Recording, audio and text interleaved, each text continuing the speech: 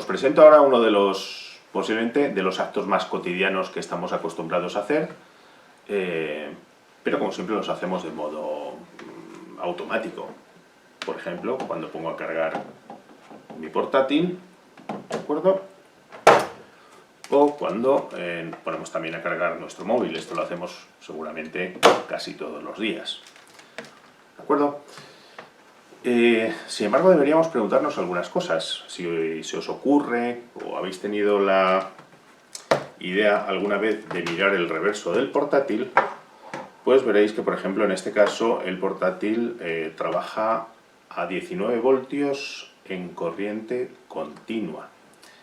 Y sin embargo, nuestra red doméstica trabaja a 230 voltios en corriente alterna. La pregunta es, ¿cómo podemos transformar esa corriente alterna que viene de ahí a corriente continua que va a utilizar mi ordenador? Y en el caso del móvil sucede exactamente lo mismo, es decir, este móvil se carga con corriente continua, ¿de acuerdo? Funciona con corriente continua, baterías que van a corriente continua y sin embargo lo enchufamos a la corriente alterna. Si os habéis fijado, en los dos dispositivos hay un aparato que se revela esencial, ¿de acuerdo? Pero incluso antes de eso nos vamos a plantear una pregunta todavía más sencilla. ¿Por qué la corriente doméstica que nosotros recibimos en nuestras casas es una corriente alterna?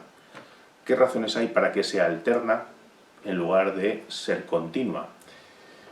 Y después, ¿cómo podemos, digamos, transformar esa corriente alterna que nos llega a casa en corriente continua? Si tuviésemos que pensar en alguno de las aplicaciones quizás más importantes que están presentes absolutamente en casi todos los dispositivos, por no decir en todos los dispositivos que tenemos en casa, una de las aplicaciones más importantes de todas, derivadas de la inducción electromagnética, serían los transformadores. Por supuesto, otros pensarán en los motores. Los motores, evidentemente, también. Sin motores no podríamos estar hoy en día ni circulando con nuestros coches, ¿no? Por tanto, no podemos decir cuál es más importante, pero sin embargo, el hecho de que hoy en día dispongamos de corriente en casa, como quien dispone de agua, ¿de acuerdo? Es un bien esencial. La corriente eléctrica la tenemos siempre ahí. Y el por qué esa corriente es alterna tiene mucho que ver con algo, con una de las aplicaciones más importantes de la inducción electromagnética, que son los transformadores. El primer transformador, vamos a hablar del transformador que os decía antes, que es uno, quizás el elemento más esencial, ¿no?, a tener en cuenta incluso a efectos de la distribución de la energía eléctrica. El primer transformador fue desarrollado por el propio Faraday, cuando descubrió la inducción electromagnética, ¿de acuerdo? Y su función inicial, su función primordial, la función básica de un transformador, es, como su nombre indica, transformar. ¿Qué transforma? Transforma voltaje y transforma, como consecuencia de transformar voltaje, también intensidades de corriente, ¿de acuerdo? El esquema de un transformador habitualmente es el siguiente, es este que tenéis aquí, ¿de acuerdo? Es decir, un transformador es un elemento muy sencillo desde el punto de vista, digamos, electrónico. Consta, como veis, de una bobina primaria. ¿Os acordáis del experimento de Faraday, donde teníamos una bobina primaria y una secundaria, y la primaria se inducía corriente en la secundaria, ¿de acuerdo? Esta primaria es la que está conectada a la red doméstica, ¿de acuerdo? O a cualquier otra red, a una fuente de la que venga electricidad. Y esta bobina secundaria es la que nos va a sacar la corriente inducida, ¿de acuerdo? Por tanto, esta bobina es inductora, esta bobina es la que aparece la corriente inducida, la que vamos a ver. Por tanto, esta está conectada a la corriente, digamos, doméstica que tenemos ahí. Y esta bobina primaria que llamamos, pues, va a tener un número de espiras que vamos a llamar N1, ¿de acuerdo? Mientras que la bobina secundaria va a tener un número de espiras N2. Bien, cuando conectamos la bobina primaria a la corriente alterna, bien, se me ha olvidado el elemento primordial también, que es el núcleo de hierro. El núcleo de hierro lo que hace es, digamos, guiar las líneas de campo magnético de una bobina a la otra, garantizando que el flujo sea el mismo, que la variación de flujo, la rapidez con que varía el flujo, sea la misma en una y en otra bobina, ¿de acuerdo? Es un material ferromagnético, luego hablaremos por qué es laminado, etcétera, etcétera. Por tanto, conectamos esto a nuestra red doméstica. ¿Qué ocurre? Tenemos una corriente alterna. La corriente alterna está continuamente cambiando de polaridad. En consecuencia, está variando continuamente el campo magnético. Y si está variando continuamente el campo magnético, eso significa que va a inducir una corriente eléctrica en la bobina secundaria. Pero esa bobina secundaria, esa corriente eléctrica que se va a inducir, es también alterna. Lo he simbolizado con este simbolito que tenéis ahí. Por tanto, la corriente que vamos a producir en un transformador, es decir, un transformador no transforma corriente alterna en corriente continua. Simplemente transforma voltajes e intensidades, pero de corriente alterna en corriente alterna también. ¿De acuerdo? Por tanto, ¿qué hay de común en esta y en esta otra bobina? La rapidez con que cambia el flujo magnético. Es decir, la rapidez con que cambia el flujo magnético en esta bobina y en esta va a ser exactamente la misma. Si recordamos la ley de Faraday, vamos a escribirlo en términos como se suele escribir cuando hablamos de transformadores de voltaje en lugar del simbolito de la fuerza electromotriz, pues recordáis que el voltaje que se induce, o el voltaje que tenemos, perdón, no inducido, el voltaje de entrada, pues es función del número de espiras y de la rapidez con que varía el flujo magnético. Por tanto, lo vamos a expresar como N1 y la rapidez con que varía el flujo magnético. Esto es lo que sucede, digamos, en la bobina primaria. Vamos a llamarla bobina de entrada. En consecuencia, en la bobina secundaria, puesto que la rapidez con que varía el flujo es la misma que en la primaria, se va a inducir, o se va a producir una corriente inducida cuyo voltaje o cuya fuerza electromotriz va a depender del número de espiras que tenga esa bobina secundaria y de la rapidez con que varía el flujo magnético. Insisto, la rapidez con que varía el flujo magnético es la misma en las dos bobinas. Esta sería la bobina de salida. Y dado que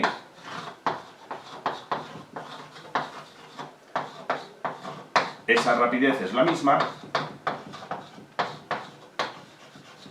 de ahí sacamos, digamos, la primera de las leyes básicas de un transformador, ¿no? Y es que si esto lo pasamos dividiendo a V1, obtenemos que V1 es a N1, como V2 es a N2. Dicho de otro modo, esto significa que si esto lo consideramos como el voltaje de salida de un transformador, ese voltaje de salida del transformador, si os dais cuenta, es igual al cociente entre el número de espiras de la bobina secundaria y el número de espiras de la bobina primaria por el voltaje de entrada. Esto que tenéis ahí es la ley básica del transformador, en cuanto a transformación de voltajes. Es decir, el voltaje de salida de ese transformador va a depender del cociente entre el número de espiras de la bobina secundaria y la bobina primaria y de cuál sea el voltaje de entrada. En la red doméstica el voltaje de entrada suele ser 220, bueno, es 220 voltios en España, 220-230, ¿vale? Y el voltaje de salida pues va a depender finalmente de cuál sea esta relación entre el número de espiras N2 entre N1. Si os fijáis,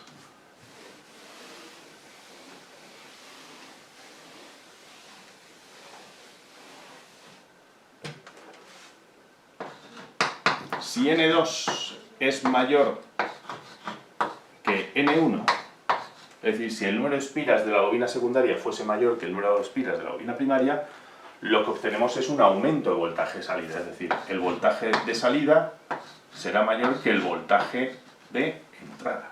¿De acuerdo? Por el contrario, si N2 es menor que N1, el voltaje de entrada, perdón, el voltaje de salida será menor, en este caso, que el voltaje de entrada. ¿De acuerdo? Cuando esto sucede, si el voltaje de salida es mayor, solemos decir que este transformador es un elevador transformador de tensión. Por el contrario, cuando el voltaje de salida es menor que el voltaje de entrada, solemos decir que es un reductor de tensión.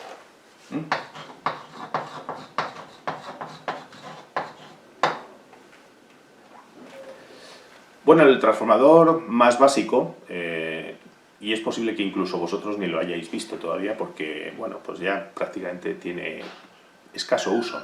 Pero, por ejemplo, hasta hace unos cuantos años era habitual que tuviésemos en casa aparatos que en Estados Unidos se fabrican a 125 voltios, que es el funcionamiento de su corriente alterna, doméstica, y sin embargo aquí los utilizamos a 220. Incluso hasta hace unos años la red doméstica en España en muchas poblaciones era de 125 voltios y cuando empezó a transformarse a 220 voltios pues hacía falta para muchos aparatos, para el funcionamiento de muchos aparatos, utilizar este tipo de transformadores. ¿De acuerdo? Este tipo de transformadores pues tenían una doble función que podía ser, dependiendo de cuál fuese el circuito de entrada o el circuito de salida, o bien transformar de 125 a 220 o viceversa, de 220 a 125. ¿De acuerdo? Fijaos que el funcionamiento del transformador, en este caso, si lo abrimos,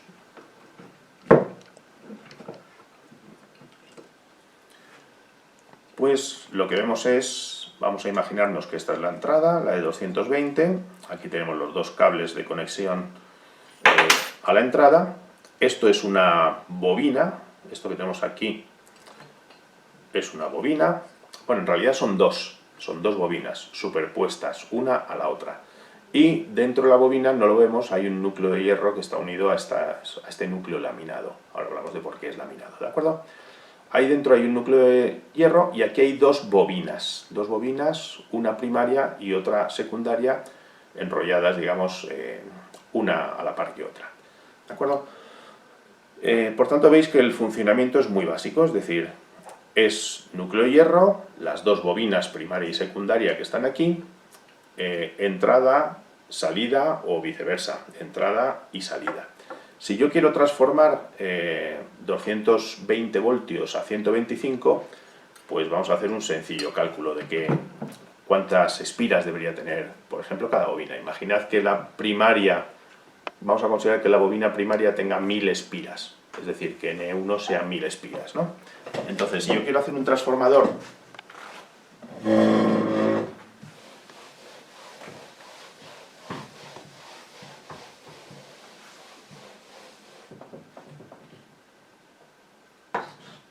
en la que quiero transformar el voltaje de entrada, pongamos por caso que es vamos a poner 220 voltios. Y lo quiero transformar a un voltaje de salida de 125 voltios. ¿De acuerdo? Supongamos que el número de espiras de la bobina primaria sea 1000. Pues entonces, según hemos visto en la expresión que teníamos antes, dado que V1 es a N1, como V2 es a N2,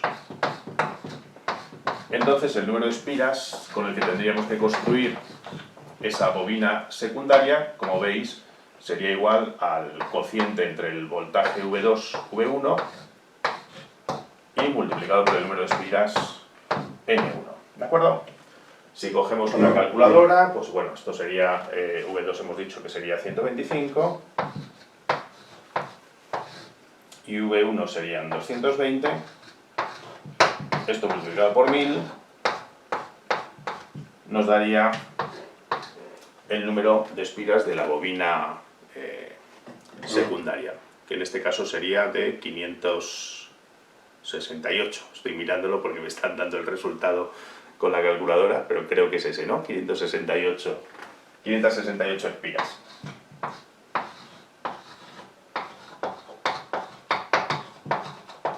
¿Vale? Es decir, por tanto, fijaos que construir un transformador en realidad es algo bastante sencillo. Me bastaría con saber qué bobina estoy utilizando como bobina primaria, cuál es el voltaje de entrada, qué voltaje de salida quiero, y en función del voltaje de salida que quiero, pues puedo diseñar entonces la bobina secundaria pues con el número de espiras correspondiente a esto. Otra función que tiene, por supuesto, el transformador no solamente es la transformación del voltaje, sino que como consecuencia, vamos a ver ahora, de la transformación del voltaje, lo que hace también es transformar intensidades de corriente.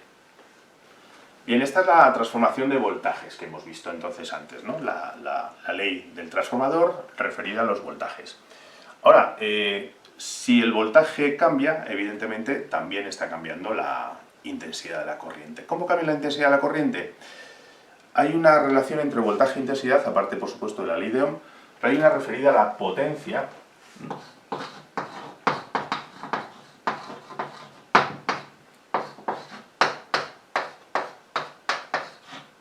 que es esta que tenemos ahí. Es decir, la potencia es el resultado de multiplicar la intensidad por el voltaje. ¿De acuerdo? Si suponemos que en el proceso de transformación la potencia se mantiene constante, es decir, la potencia no tiene por qué disiparse, por lo menos a gran escala, podemos asumir que la potencia permanece constante durante el proceso de transformación, eso significa que el producto I por V va a permanecer constante, lo cual significa que, en consecuencia, si en un transformador aumento el voltaje es a costa de disminuir la intensidad. ¿De acuerdo? Es decir, que si V aumenta,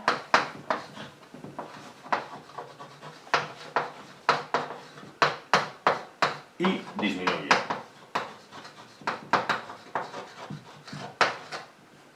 Y por el contrario, si V disminuye, en consecuencia,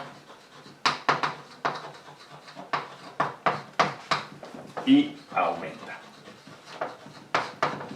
Dicho de otro modo, esta identidad que tengo ahí, el producto I por V, permanece constante, significa entonces que la intensidad se va a comportar de manera inversamente proporcional a como lo hace el voltaje, según acabamos de explicar aquí. Es decir, dicho esto, esta ley que nosotros tenemos aquí para el voltaje automáticamente se transformaría en la ley inversa referida a la intensidad. Es decir, la intensidad de salida, por tanto, sería justamente el cociente inverso que tenemos ahí, N1 entre N2,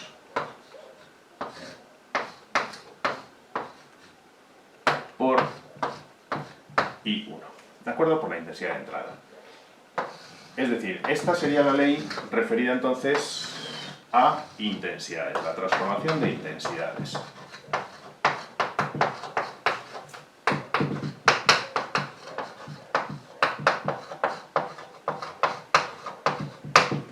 ¿Vale?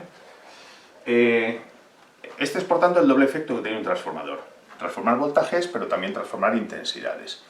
Y justamente vamos a ver que este doble efecto que tenemos aquí es el que hizo que se decantara cuando se discutía a finales del siglo XIX, principios del XX, cómo poder distribuir, por ejemplo, la energía eléctrica a grandes poblaciones. Cuando se empezó a plantear esto, pues hubo una enorme polémica inicial sobre los partidarios de utilizar grandes baterías y distribuirla en forma de corriente continua, o por el contrario, aquellos que defendían que distribuir la corriente alterna era mucho más eficaz y menos costoso. ¿Por qué se decantó la cosa en un sentido o en otro? Pues vamos a ver que la forma de decantarse al final no tenía lugar a discusión posible. ¿Por qué la corriente que nos llega a los hogares es alterna? Finalmente la discusión se decantó por la corriente alterna, como vais a ver, por un motivo muy claro, muy claro. Imaginemos la siguiente situación. Imaginemos que queremos alimentar a una población con electricidad, de modo que se necesita pues, que a esa población llegue 20 megavatios, 20 millones de vatios. ¿De acuerdo? Y la red doméstica que se trabaja en esa población pues, es de 220 voltios. A tenor de la expresión que hemos visto antes referida a la potencia y su relación con la intensidad y el voltaje, eso significaría que si yo quiero una potencia de 20 megavatios a un voltaje de 220, tendría que circular una corriente, es decir, tendríamos que hacer que por los cables que hiciesen llegar esa corriente a los domicilios, circulase una intensidad de 91.000 amperios en corriente continua. Bien, es un valor muy elevado, por supuesto es un valor muy letal para nosotros, pero bueno, el problema no es tanto ese, es decir, el problema aparte de que es una intensidad excesivamente elevada, el problema viene de lo siguiente. Generalmente las fuentes originarias de electricidad, donde se consigue la electricidad en su origen, ya sea por ejemplo un salto hidroeléctrico, ya sea una turbina de de viento o lo que sea, ¿de acuerdo? Están a grandes distancias de las ciudades. Por tanto, esa intensidad de corriente la tendríamos que llevar desde distancias lejanas hasta esa población. Pero ahí hay un problema. Resulta que hay una cosa que se llama el efecto Joule. Entonces, el efecto Joule supone una pérdida cuando tenemos corriente eléctrica que circula por cables en los que hay una resistencia, vamos a llamar R. Resulta que hay una pérdida de energía en forma de calor, y esa pérdida de energía en forma de calor es proporcional al cuadrado de la intensidad, a la resistencia de los cables conductores y al tiempo que circule, digamos, esa corriente. Este es el factor que nos interesa. Es decir, ¿qué significa eso? Que si la intensidad es muy grande, las pérdidas por efecto Joule son enormes. Por tanto, ¿eso qué significaría? Que en una corriente continua, si queremos que llegue a los hogares, es muy poco eficaz. Estaríamos perdiendo ingentes cantidades de energía aprovechable en forma de efecto Joule, que no es aprovechable en absoluto para nada. Por tanto, como veis, ese era el principal problema de la corriente continua. Es decir, si yo tengo que suministrar unas grandes potencias a un voltaje relativamente pequeño en redes domésticas, tengo que hacer circular intensidades muy grandes de corriente. Y eso supone unas enormes pérdidas por efecto Joule. Por tanto, ese tipo de distribución de energía sería muy poco eficiente. No tendría sentido utilizar corriente continua para suministrar, por ejemplo, electricidad a grandes poblaciones. Ahora bien, imaginemos que este proceso de distribución de esa cantidad de energía, 20 megavatios y a un voltaje de 220, de energía eléctrica, la llevamos a cabo con corriente alterna. Fijaos que el procedimiento puede ser ahora, puesto que el problema es transportar grandes intensidades a grandes distancias, porque eso por efecto Joule supone muchas pérdidas, lo ideal entonces, ¿qué es? Es reducir lo más que podamos la intensidad de corriente, ¿vale?, para que las pérdidas por efecto Joule se minimicen. Entonces optimizamos mucho más la eficiencia de esa distribución de energía eléctrica. Y es ahí donde, como hemos visto antes, pues juegan su papel los transformadores. Es decir, ¿qué podemos hacer? Podemos utilizar un transformador, ¿de acuerdo?, que en la estación de salida, donde se empieza a suministrar esa energía eléctrica, por ejemplo, aumentemos el voltaje a 300.000 voltios. ¿De acuerdo? Si nosotros aumentamos el voltaje a 300.000 voltios, aplicando la expresión que hemos visto antes, resulta entonces que la intensidad que va a circular, cuando hemos aumentado el voltaje a 300.000 voltios, la intensidad va a ser ahora tan solo de 67 amperios, frente a los 91.000 que eran en el caso anterior, ¿no? Entonces, ahora mismo tenemos 67 amperios, por tanto las pérdidas por efecto Joule ahora son mucho menores, la eficiencia de esa distribución va a ser mucho mayor, se va a perder mucho menos, ¿de acuerdo? Pero evidentemente nosotros no queremos tener 300.000 voltios en la red doméstica. ¿Qué es lo que hay que hacer, por tanto? Pues una vez que llegamos a la población, utilizamos de nuevo otro transformador donde ahora, digamos, reduzcamos el voltaje, según las leyes que hemos visto antes de aumento o de reducción del voltaje. Entonces, al llegar a nuestra población, lo que hacemos es reducir ese voltaje de 300.000 otra vez a 220 voltios. Y esa es la forma en la que se distribuye hoy en día la corriente. Fijaos que por esa razón se decantó la cosa en función, o a favor, mejor dicho, de la corriente alterna.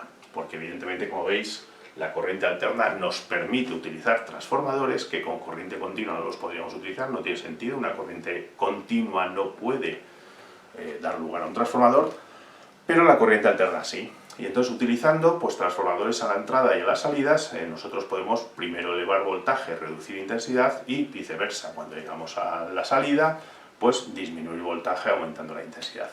Y es así como de hecho, vamos a ver ahora en una especie de diapositiva, se distribuye la corriente eléctrica en nuestros hogares. Bueno, pues esa es la forma en la que se distribuye la energía eléctrica a los domicilios. Es decir, de hecho aquí tenéis un esquema, es un esquema muy típico de cómo, por ejemplo, a partir de un embalse, una central hidroeléctrica que se llama, ¿de acuerdo?, un salto de agua es utilizado para que esa diferencia de potencial, esa diferencia de energía potencial, se transforma en movimiento del agua, y ese movimiento del agua genera el movimiento de esta turbina. Como sabéis, al fin y al cabo, una turbina básicamente si yo tengo ahí un conjunto de bobinas girando en un campo magnético, ya tengo corriente alterna. Por tanto, la función de esta turbina que gira es justamente esa, hacer girar bobinas en campos magnéticos y de ahí pues ya producir una corriente. Es decir, este por tanto es el punto inicial donde se produce esa corriente que, como veis, es alterna. ¿De acuerdo? Al ser una corriente alterna, nosotros podemos tener ya una estación transformadora cuya función es justamente la que decíamos antes, elevar el voltaje y reducir la intensidad. Es decir, por tanto, en esta estación transformadora, que está siempre junto a las centrales, ya sea hidroeléctrica o ya sea de molinos de viento, de lo que sea, ¿de acuerdo? Siempre tenemos un transformador. Y ese transformador, su función es elevar el voltaje, mucho, con el fin de reducir al máximo posible la intensidad que circula finalmente por el tendido eléctrico, por todas las torretas. Bien, estas torretas, como veis, va circulando la corriente y cuando queremos distribuirlo, por ejemplo, bien a viviendas o bien a industrias, pues utilizamos otras estaciones transformadoras que en este caso lo que hacen es reducir ahora ese voltaje. Es decir, de haberlo elevado antes, reducimos el voltaje de nuevo y lo reducimos pues en función de las necesidades de las poblaciones. Si por ejemplo en las residencias suele ser a 220, pues se reduce a 220, pero por ejemplo en grandes industrias pues a veces se utiliza 400 voltios o 380 voltios. ¿De acuerdo? Entonces, en función de las necesidades, ya sea de industrias o ya sea de zonas residenciales, se utilizan subestaciones transformadoras que lo que hacen, como hemos dicho antes, ahora sería disminuir ese voltaje. Entonces, en cada caso, al aumentar el voltaje, disminuye la intensidad y, por tanto, podemos distribuir energía a grandes distancias con menor pérdida. ¿De acuerdo? En esta segunda diapositiva, pues tenéis básicamente lo que sería esto que acabamos de hablar, ¿no? Tenemos una central generadora de electricidad que puede transformar, digamos, en una estación elevadora. Primero sale a 336 kilovoltios y en la estación elevadora lo pasamos a 110 o 380 kilovoltios, o sea, 380.000 voltios, red de transporte, y luego una vez que volvemos a tener aquí otro transformador que disminuye ahora a 25 o 132 kilovoltios en la red de reparto, y a partir de ahí, bueno, pues ya en función de las necesidades, si se trata de un cliente industrial o se trata de un cliente residencial, pues se utilizan también estaciones transformadoras de distribución que reducen, en ese caso, los voltajes hasta finalmente en las zonas residenciales, pues llegar a los 125 o 220 voltios. ¿De acuerdo? Entonces, como veis, como os decía antes, el transformador es el elemento fundamental por el cual hoy en día disponemos en las viviendas de corriente eléctrica, como podemos disponer de agua. Sin transformadores esto sería absolutamente impensable. Por eso os decía al principio que quizás de las aplicaciones fundamentalísimas de la inducción electromagnética, los transformadores pues tienen, como veis, una importancia vital.